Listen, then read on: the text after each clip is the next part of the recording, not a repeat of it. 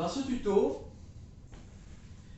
je vais donc rappeler ce qu'on a fait en classe sur les caractérisations de droite parallèle ou séquente. Si je prends deux exemples, donc on a vu que graphiquement,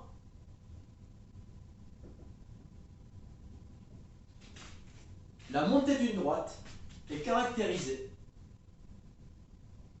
Donc on compte par exemple la verticale et l'horizontale. Si je prends une droite qui est parallèle et que je fais le même procédé, je vais arriver à la même conclusion. Ça veut dire que le chiffre, le coefficient directeur, si ils ont le même, là on a 3 divisé par 2, on a 3 divisé par 2, ils ont le même, ils sont parallèles. S'ils n'ont pas le même, ils ne seront pas parallèles, donc ils seront séquents. Donc ici, 3 est différent de 2, donc elles sont séquentes.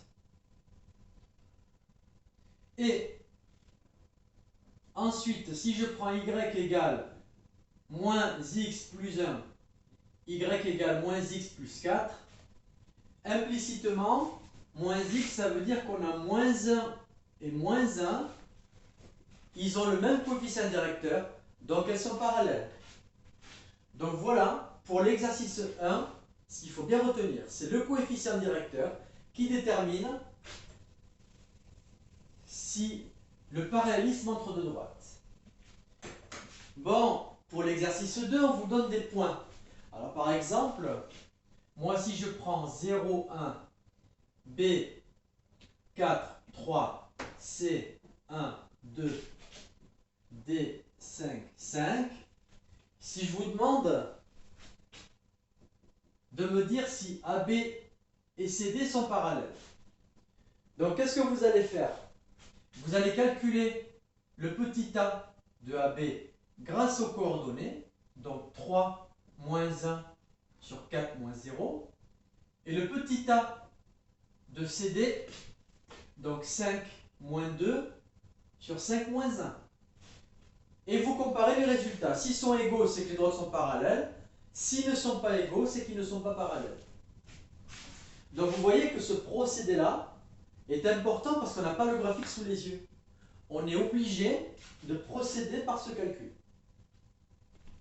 Alors maintenant, une dernière chose pour l'exercice 3.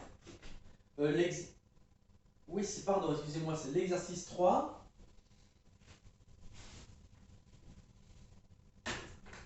Admettons que vous ayez une droite D1 d'équation y égale 3x plus 5. Je vais changer la valeur, je vais dire 7x plus 5. Donc graphiquement, ça va donner donc 1, 2, 3, 4, 5.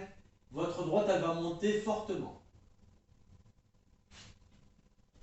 Alors maintenant, on va fixer un point A. On va dire que A n'appartient pas. Donc A pour coordonnées, on va dire 3, 3.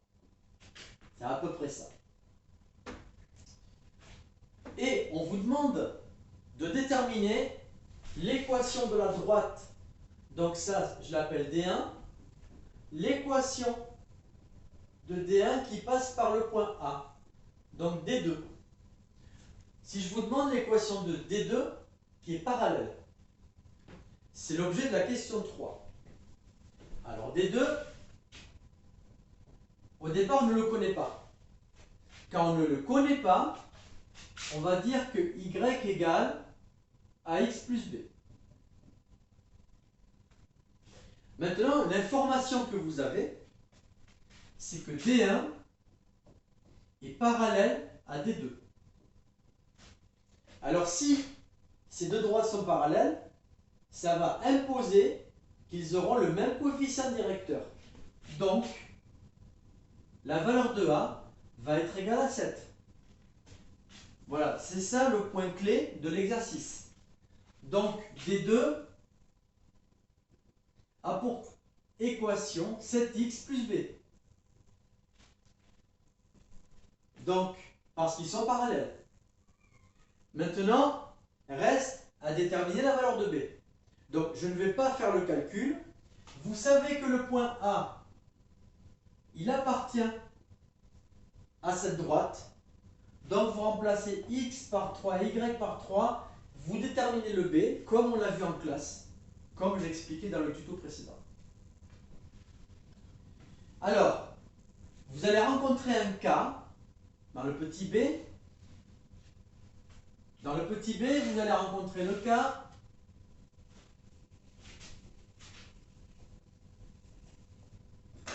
y égale 4. Bon, partez bien du principe que si y égale 4, ça veut dire que son coefficient directeur, c'est 0. Donc, la droite qui lui est parallèle, vous procédez pareil que pour le petit a. Il aura le même coefficient directeur. Alors, le petit c, cette fois-ci, c'est un cas particulier. Vous avez une droite de type x égale moins 3. Bon, alors, moi je vous suggère, pour le petit c, de résoudre cette question en faisant un graphique. Faites un graphique et vous trouverez la conclusion. Alors, concernant l'exercice numéro 4, bon, qu'est-ce qu'on vous demande? On vous demande de déterminer une équation passant par A parallèle à BC.